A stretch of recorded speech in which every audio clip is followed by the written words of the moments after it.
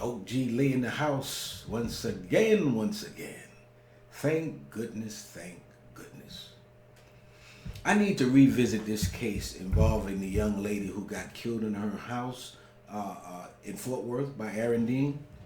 I need to revisit this now because since the time that I first video, there's been some new revelation and some important revelation. And as a matter of fact, it may be some revelation that will actually help Aaron. Now, of course, there's a whole lot of public fervor that's out there, and everyone's mad at Aaron, and rightfully so, we thought initially. But now, as I said in my first video, I always want to try to give the benefit of the doubt. Now, if I'm Aaron, what I'm going to say is, I saw someone, and maybe he was saying this all the time, I saw someone on the other side with a gun. How was I supposed to know it was the homeowner? Remember, I came called on a welfare check, 3 o'clock in the morning. Front door is said to be open. For all I know, this is an intruder who has perhaps shot and killed the owner. So now I'm asking somebody to show some hands real quick. If I think that you've got a gun and I was called here on a welfare check, I'm thinking that you may be ready to fire on me. So if I don't see your hands with a quickness, I'm getting ready to kill someone like he did. Remember, he didn't know it was Atatiana. He didn't know it was Atatiana Jefferson on the other side who was the homeowner. So some lawyer is going to be able to make a good case. I want you to take a look at this case here that happened in Little Rock. All right, get out. Get out. Get out. I'll explain to you in a second. Get out. Get out of the car.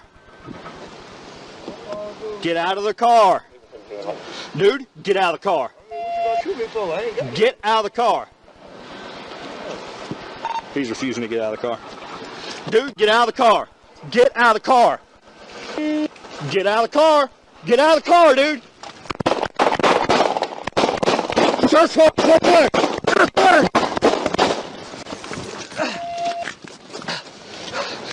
Get out of the car. Put your hands up. Put your hands up. I need unit 18. Don't move. Don't move. Stay where you're at. Okay. Stay where you're at. Hey, can I get out? He's driving. Can I get out? I need units. I need units. Hey. Hey, Hey, can I jump out? get out. Get out. Get out. This is just a little side note. But have you ever heard someone so calm after seeing someone sitting right next to you get shot about 14 times?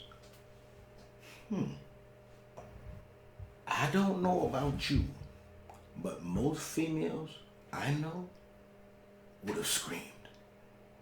This is just very, very peculiar to me that she is so cool, calm, and collected. What are you people? Come over here. Yes, sir. Yes, sir. Yes, sir.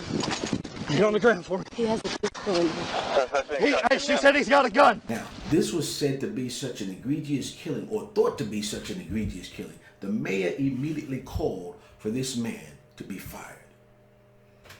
And they obliged him. And the case went on over the course of a year or so. And interestingly enough, he was tried and exonerated of all charges. And then he went to try to get his job back.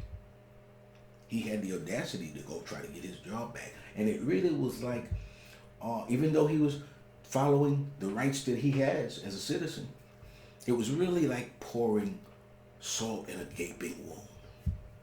But anyway, the city did not oblige him in that in terms of giving him his job back.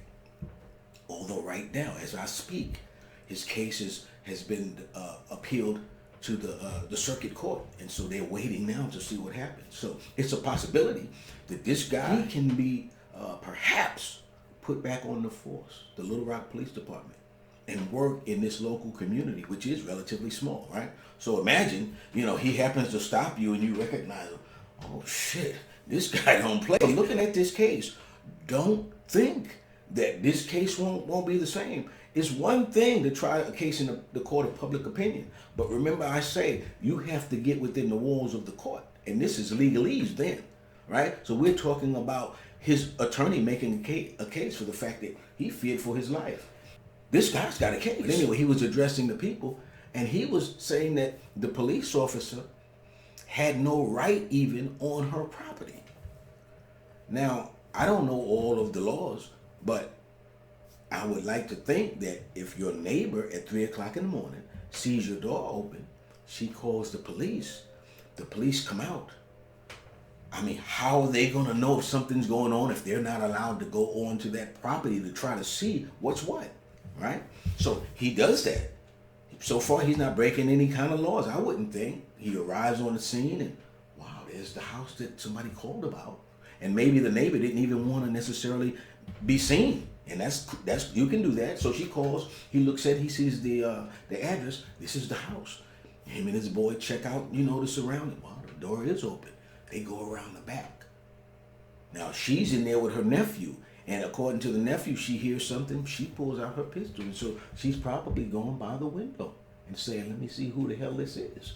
Right? So for a female, she grabs her pistol and goes to the window. She's already someone who looks like she gets down for hers, right? So she's at the window. Let me see who the heck this is. It's the officer. They both are there. He sees her. He yells out a command. Boom, fires real quick. He could be in fear for his life. If he sees someone on the other side with a pistol, he came as a welfare call. This is going to be a very, very interesting case because it first appeared like it was just an egregious shooting.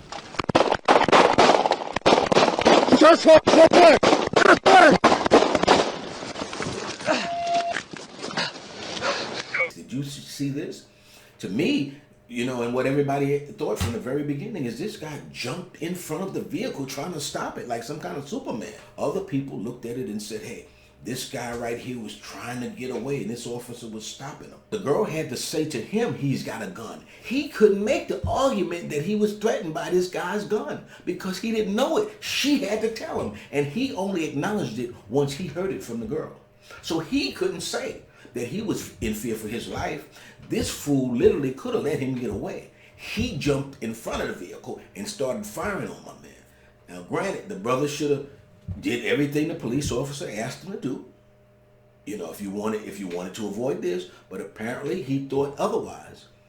But bottom line is, this case, in the Little Rock case that I showed you, to me was a much more egregious killing than what I would think this would be. For this guy, Aaron Dean, to fire as fast as he did, killing her with one shot. I would love to see what kind of angle he had on her. I mean, it's one shot, he kills her. This guy here, it's a debate whether he shot 14 or 15 times.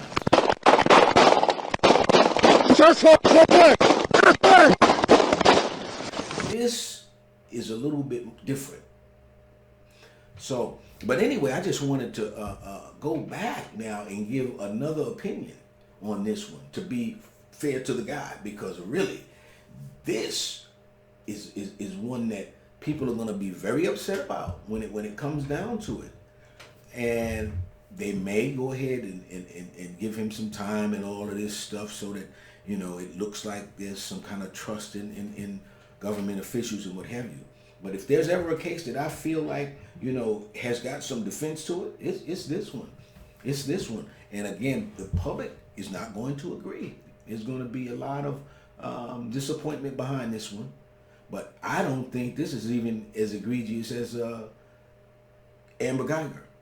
So we'll see what happens. Won't find enough because he feared for his life, he's going to say, obviously. I don't think they'll find enough to give this guy some time, and certainly not some hard time. So we'll see. This is OG Lee, and I'll see you again soon.